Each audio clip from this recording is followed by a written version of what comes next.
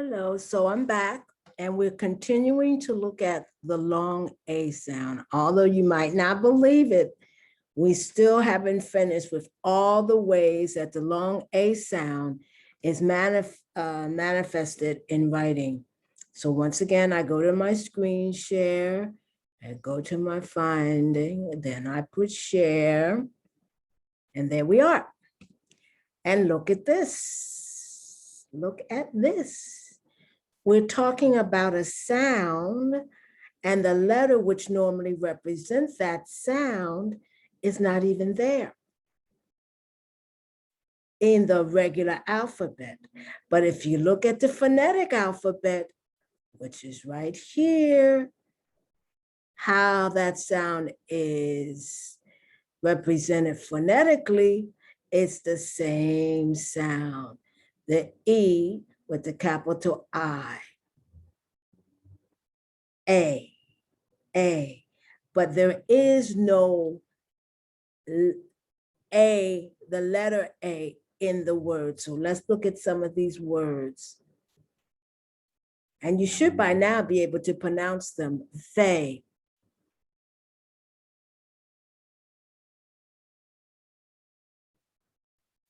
Seychelles. Seychelles Island. Hey. Remember, this is not the hay that the horses eat. This is the hay in greeting. Hey, how are you? Now, this is British English. This is not American English. We do not spell the word gray or grayness with an EY. We spell it with the AY. But what's the difference? Frankly, what's the difference? Phonetically, there's no difference. The only difference is they put the E, we put the A, we both put the Y, but spelling Y, not spelling wise, it is different. But pronunciation wise, there's no difference. This is what makes English difficult, because the question is, well, why not? Can I do that with all? Can I spell may? Like, may I go to the store? M-E-Y? No.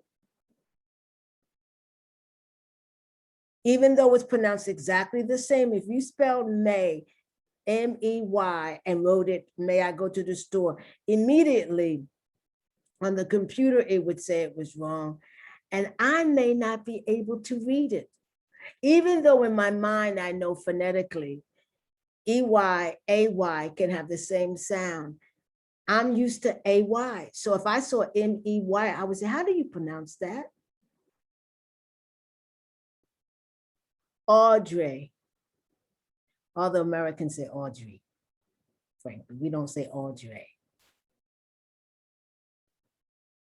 They, once again, I've had students spell they, T-H-A-Y. Phonetically, it's not incorrect. But if you're talking about the way it's actually spelt, it's T-H-E-Y, they. Way. That's more British than English. That's like a cereal, like whey and oats, or they eat it. I guess you do it over here in the United States somewhat, but it's more British than English. Now here we go. We're going to look at the long A sound. Look at it phonetically, E, uppercase I. But it's irregular. It doesn't follow any of the rules that I have been talking about. It's irregular. But the A is pronounced A, the long A sound. Because normally speaking, when you see the vowel A by itself, no other vowel immediately around it, when you see the letter A, it's usually short. But here, for whatever reason, it's long. These you have to memorize. Nasal. It has to do with the nose. Gauge. I can't gauge your argument. I can't gauge your behavior. I can't measure. This is American English, potato. They say potato. Americans don't say potato. They say potato. And there's a song, you say tomato, and I say tomato, and you say tomato, meaning that it's a difference without really a meaning, because we both know what each one is talking about. When we want to make fun of each other, we'll make fun, we'll extend that A, tomato, tomato, potato. And they'll do the same thing, tomato, potato. We don't say it like that. At least not all of us do. Nadir, the lowest point, right? This is sort of like college. I say collegey, but college English. Once again, this is American English. This is not British English, because they say tomato and we say tomato. And we don't say tomato, we say tomato. Natal, which has to do with birth. Spatial, space. Spatial, space. Papal. I think the Brits say papal. No, I don't know what they say. But we say, American English says papal. That has to do with the Pope. Now, once again, here we have the long A sound, and we don't have the letter which represent that long A sound. We don't have an A, we have an E. And this is cafe. If you want to be, because in American English, an accent is being fancy. It's showing people, oh, I speak another language also. You would put the accent, right? Cafe. In Spanish, you put cafe. Okay. Hold on. Steak. This is what I was telling you, that sometimes the EA is pronounced like the A. You ignore the E and you just pronounce the A, but not always. And that's the problem. That is the problem, because you can have EA in two different words.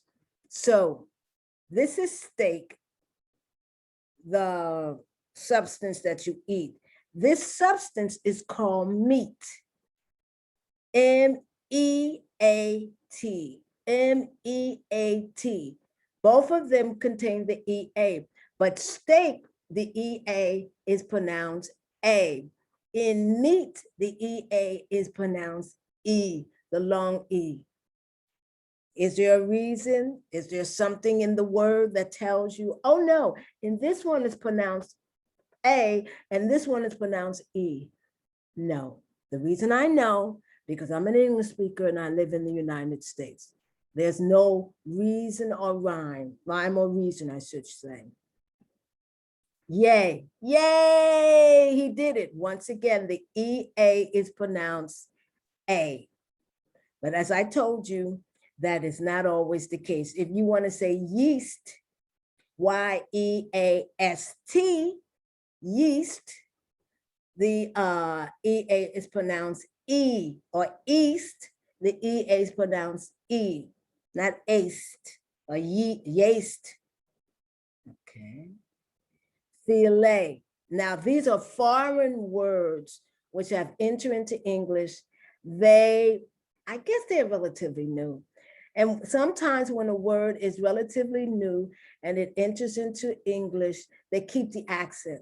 So some people continue writing with the accent, filet, right? Filet.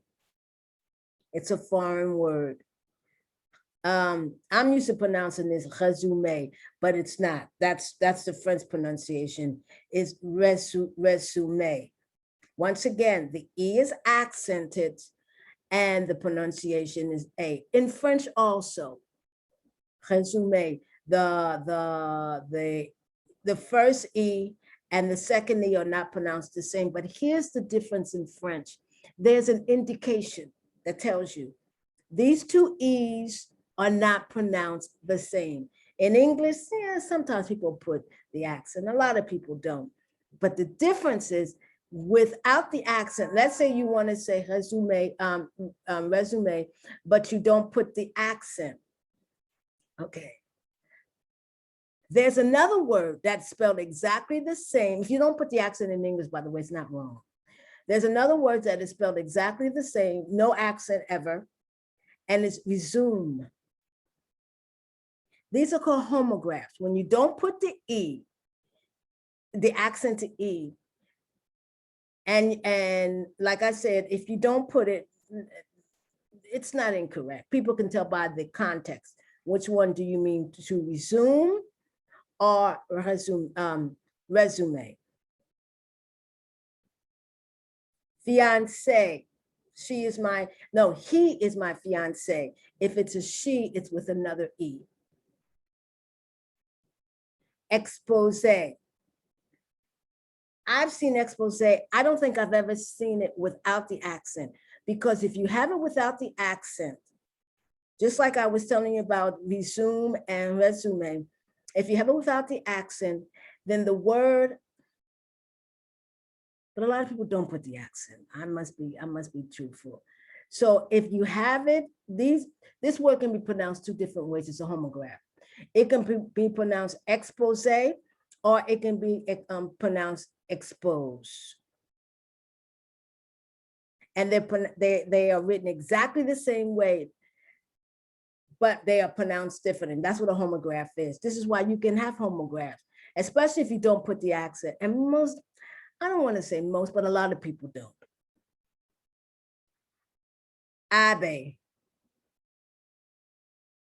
Some of these are foreign words that, frankly, I know what the meaning is, but some of them I don't.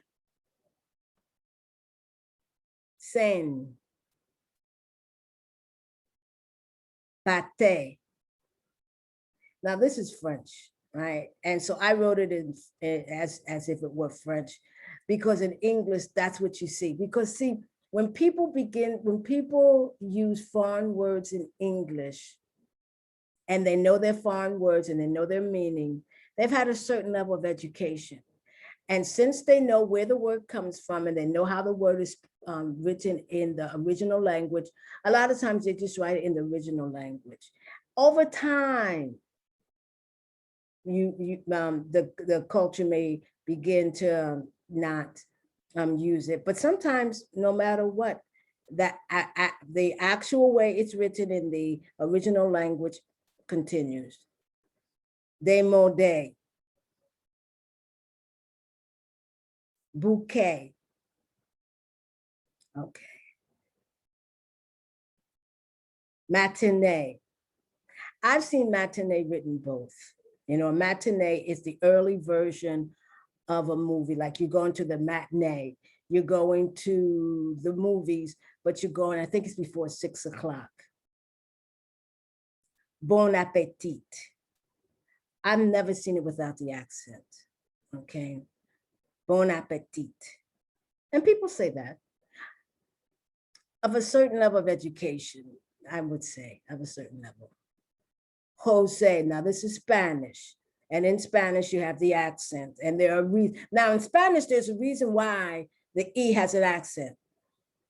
There's a reason why. Now, in English, this word exists, and it's Josie. In Spanish, I think the accent remains in English, Jose. Sante. Still have a couple more. Let's just look at a lot of these. Ad memore. Sometimes I'm used to, saying these words in French. So when it comes to saying it in English, not so good. Après. Dossier. Ballet. Art decor. Once again, I don't think I've seen that in other than I've always seen it with the accent. Attaché. Yeah, always with the accent. C'est la vie, always with the accent. And let me tell you something. Americans say this a lot. C'est la vie, c'est la vie. That's life. Así es la vida, c'est la vie. And we say that. And Frank Sinatra even did a song. And I think he just said that's life. He didn't use the English the French translation, but Americans say this a lot. C'est la vie. Pele, the famous soccer player. Okay, let me go because I'm going a little bit long. Charge d'affaires. My French pronunciation is actually horrible, isn't it? Cine. Always cine. No accent, but cine. Okay. Mesa. Here you're going to see where the influence is much more Spanish than English. I mean, than French. Los Angeles. That's because of the Spanish, Los Angeles. That's because of the Spanish. Petite. But we pronounce this in two different ways. Petite and petty. Right? Petite is like in Spanish, I mean in French, you know, small. If you're petty, if you're a very petty person, that's a strong insult. You're someone who nitpicks every little thing. Once again, this is a homograph. It keeps its original pronunciation, petite, and then there's I guess that's an English pronunciation of the word petite, petty. And so they both are in the language. Latte. We use this a lot. I can remember when I first learned this word, coup d'etat. It was in I'm aging myself now, I don't mind. 1973 with Allende in Chile, coup d'etat.